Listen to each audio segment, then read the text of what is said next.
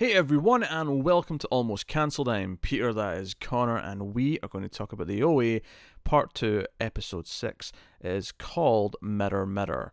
So, full spoilers for the episode, as always. You look confused there for a second, do you? I thought the last one was called Mirror Mirror. Oh, the last one was the engineer and the medium, or the medium and the engineer. Oh, you're right, yeah. Yeah. Fair enough. This is your memory playing tricks on It you. is.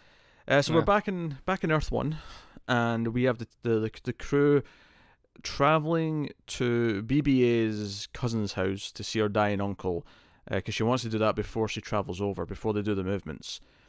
And Steve's kind of frustrated because he wants to go. Angie kind of notices that, but not before they're getting settled. And there's a lot of obstacles in their way. The car breaks down. That's kind of where we start off with them. And then, of course, the shop in the news on an Amber Alert. BB-8, they're saying, is kidnapped. Yes, because obviously none of them found the parents. Yes, they've kidnapped 5 children. So they have to kind of start sneaking around. They get a bus down to where they're going.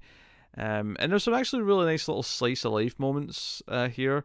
Like, this is bizarre to me, but obviously in the US, I know where you're going with this. In the US, of course, a lot of the middle of the country doesn't get to see the ocean most of their lives, if ever.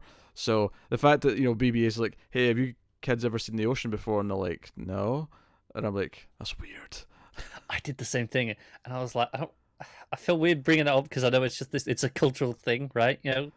Like too much of the US is landlocked with all the states, whereas going up in the UK, you're never more than 2 or 3 hours drive from the coast. Yeah, because if you're in the middle of the US, you're literally 1,000 miles either direction to a coast. Yeah, something like that. Where I grew up was as close to the middle of England as my city where I grew up is the furthest away from the coast in the UK, and it would still only take me 2.5 hours to get to the coast. Yeah. Admittedly, coastline here is probably much nicer on a more average basis. Yeah, I'm willing to put money on it. Yeah, more worth visiting, I'd imagine. So, so they're going to camp out. You could camp out at the beach. Everyone's got beach houses and all that kind of thing. And they're all very excited by this. So there's a very, some of them run into the water and they're kind of enjoying it. They strip down immediately, and Steve and French are, pushing each other around in the water, and they're asking Jesse to come in. Jesse's still feeling very down. He's been taking drugs to deal with his PTSD essentially from the shooting.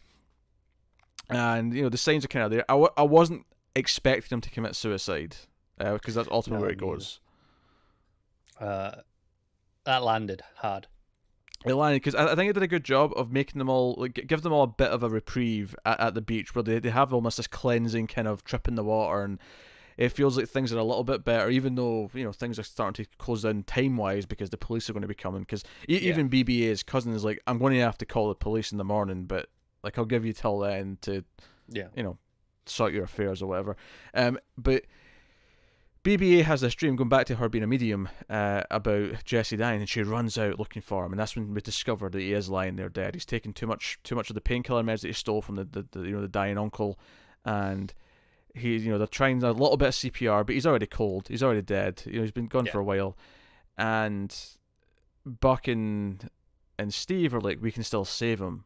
The movements. And as soon as they said it, I remembered the scene from season 1. Me too. As soon as they said it, I was like, oh yeah, I remember this was the thing. That was a thing you could do. Yeah. So they start doing it, and they do it for a little bit, and Steve's like, no, Owe did this all night before it worked. No, this has to be a thing. And he's so caught up in this, and he blames himself for not paying attention. Because he pays a little bit of an attention. He notices that he's not great. He offers his shoulder to sleep on the bus. There's little things there. That's there's a moment where a car backfires as it's going past him, and he reacts badly. Jesse does. Yeah, he looks like he's having a heart attack essentially for a couple of seconds. He's having that that PTSD from the school. Yeah.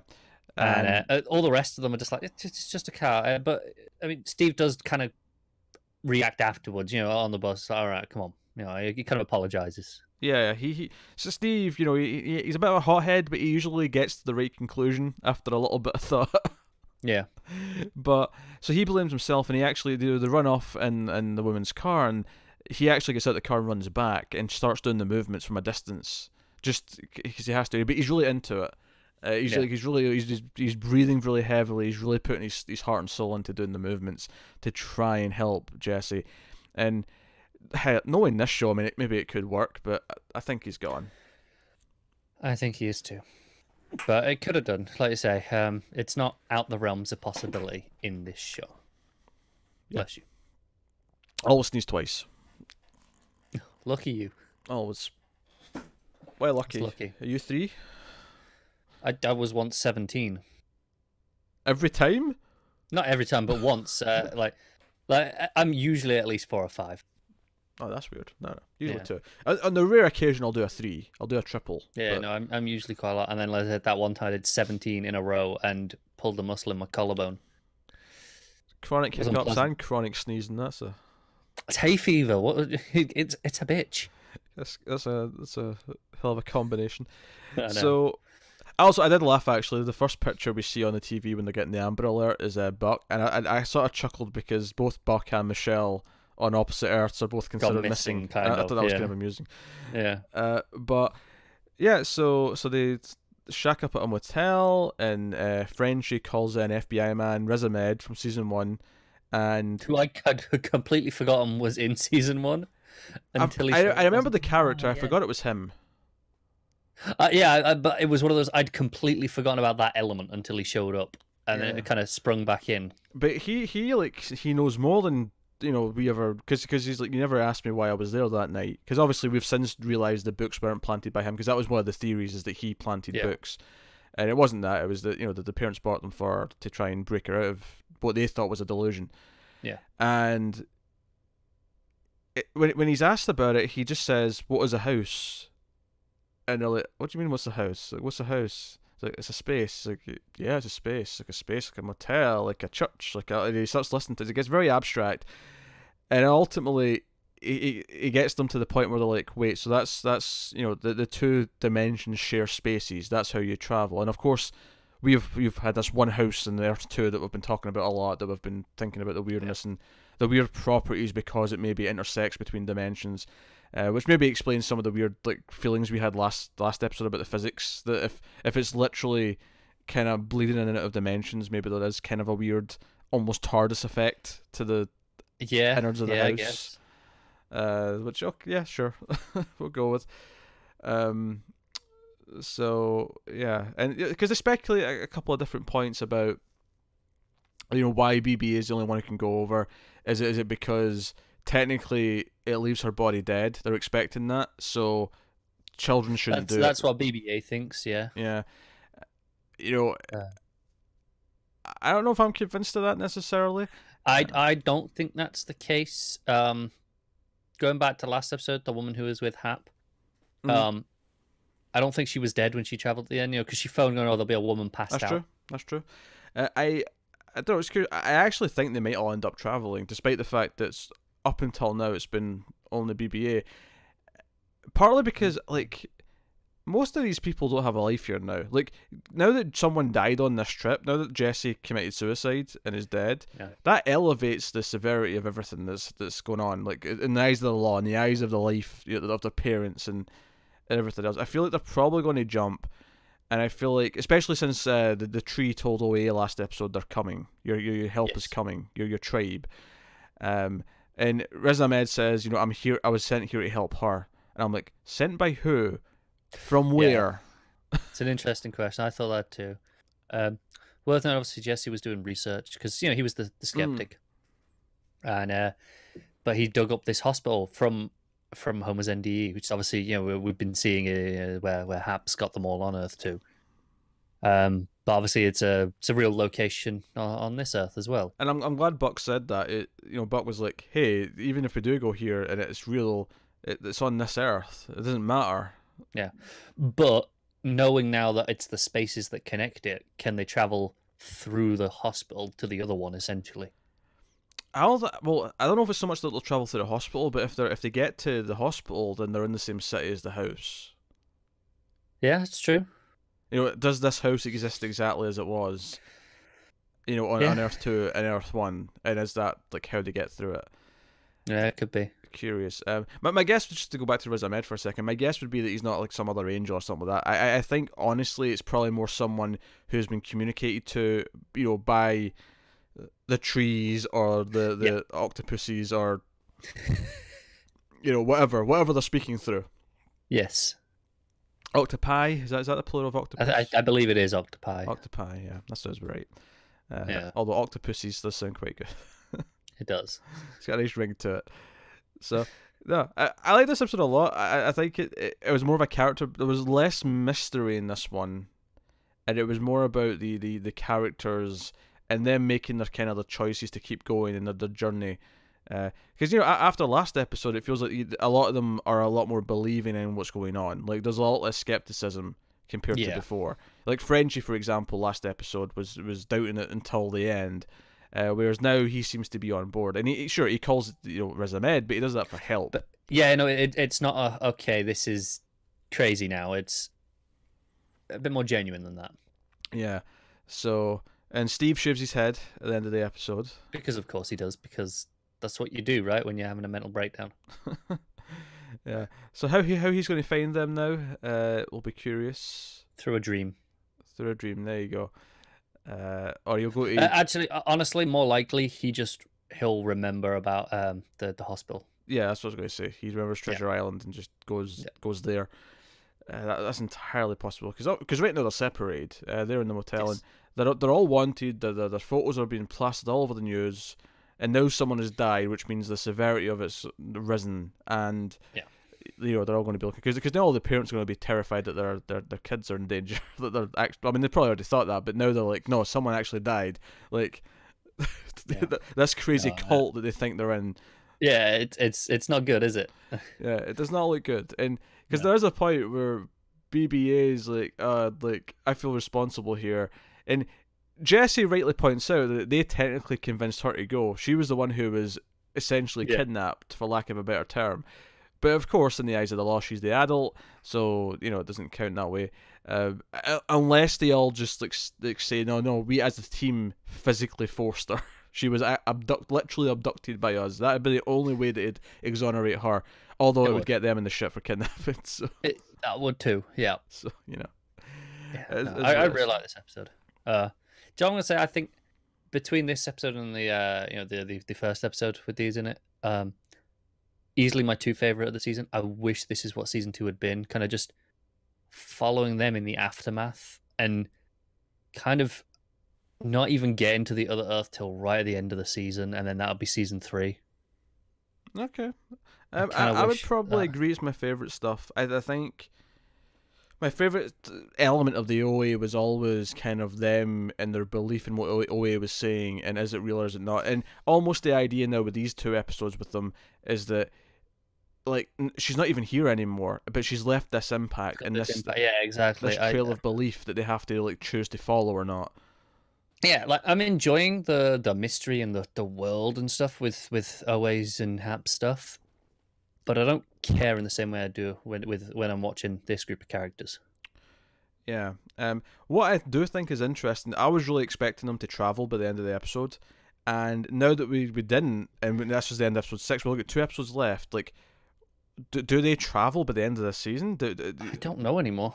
Like, I almost think that the final moment of the season will be the moment where they travel, and we'll get to see that they've arrived, and that's it. And then it'll be, see you next season if we get one. Is it ambitious to ask for a 3rd season? Given how long this took, it feels weird to expect one, to be honest. But who knows? Stranger things have happened. It depends on the ratings, because it could be that it didn't actually cost that much more to make. And for the record, stranger things have happened on both Earths. I tried to brush past that. I'm sorry, folks. Early as well. I tried. God damn it. You're the worst. Stranger things will be happening again this summer. Yes, it will. Looking forward to it. Yeah. So no, I'm curious though. Given like we didn't even get close to them traveling at the end of this episode. They're not even like remotely there. No, it needs at least another episode like this, really. And I don't know if we'll get one. Like I could buy we won't see it necessarily. We'll have them appear in the Earth 2, and then we'll get maybe flashbacks afterwards. Yeah, I can see that. But if we were gonna do it, this season properly, and follow that journey, it's another episode's worth of story. Yeah, which is interesting in terms of like how much time we have left, what we're going to be doing with those 2 episodes. I'm curious. I got no idea. I'm very curious, but it's hard to say at this point. It's hard to say. Yeah. But no, this was a great episode. It was great because it was dealing with the character beats and the character progression I like. And Jesse's death hit hard. Them all being distraught and not knowing what to do and trying the movements, but it feels like they're not working. Again, their faith kind of being tested and questioned, and and notably that like Steve's really the only one with faith. Yeah, in the sense that he goes back and is determined to keep trying. Yeah, and the emotions run high when it makes sense for them to run high. Angie gets pissed at Steve and says, "Oh, just let him go," when he's running from the car. But once they get to the motel, she's like, "Nah, we shouldn't let him do that. We should have, we should go back for him. We can't just let him be stranded," kind of thing. The emotions are going up, but when they come back down again, they're going to natural places where, okay, right, this is not what we should have done, or this is what we should do, blah blah blah blah. Yeah, and I like that moment as well where they think that she's talking about Steve. It's like, oh, we abandoned him, and she's like, no, I'm not about Jesse. We all saw that he was in pain. Yeah, it just kind of didn't do anything. So now they're gonna have that guilt. Yeah, and that's actually what's motivating them to go to the hospital, because it's like they ignored them. They said, "No, I mean, even if you're right, what good's this going to do?" But given what Riz Ahmed says, now they've got it combined, and it's like, okay, so here's what their game plan is. So they've got a whole, branch. It's a very vague game plan. It's a vague. Everything in this show's always been a vague game plan. This show thrives on vague game plans. Vague game plans and talking octopus. But that was the episode. This was a shorter discussion. I guess it's because the episode was so straightforward, relatively speaking. Straightforward, yeah. It was, but it wasn't like it still felt dense in emotion. It just wasn't dense in like plot beats. Yeah, if that makes sense. It was very focused, obviously, because it's just following this group. There's no cutting away to anything else. Because I appreciate that it took the time to have these quieter moments where it did just bask in them in the water, or just basked in them on the bus, with Steve giving Jesse his shoulder to lean on, or, I mean, literally giving him his shoulder to lean on. And, like, just all these moments, and, I guess you should have seen Jesse's death coming, because when he's talking to the dying uncle about heaven and the afterlife, and talking about how he was just floating in his dad's arms as a kid, he'd just fall asleep to them talking. I guess you just still weren't expecting it, though, were you? No. Well, I mean, once obviously BBA gets the dream, I was like, okay, that's happened. But I thought there'd still might be a chance to save him. Like, maybe she got the dream in time. Is it a premonition? Yeah. And it's like, well, no, it wasn't in time. So, premonitions aren't useful yet. But because BB even says that she can sense that they're not really truly alone in the motel room, and I like the idea that the medium in this sense isn't about contacting the dead. It's more about detecting people from other universes in the same space. Yeah, it's the idea that this motel exists in many universes, and there's people in the room. So no. Curious to see where this goes in the next episode. Obviously, we'll be back to Earth 1, presumably, with Owe and Earth 2, and Kareem. So we'll see how that goes. But yeah, so that has been episode 6. We've got 2 left. Let us know what you thought of this one in the comments. Like and subscribe, all the usual stuff. It helps us out. As does, of course, go over to patreon.com/MailFuzzTV, where you can support us for as little as $1 per month. You get some bonuses, get some exclusives and some stuff early. But otherwise, that is us. So thank you once again for watching or listening. We always appreciate it. Keep watching TV, guys. Have you got any vanilla?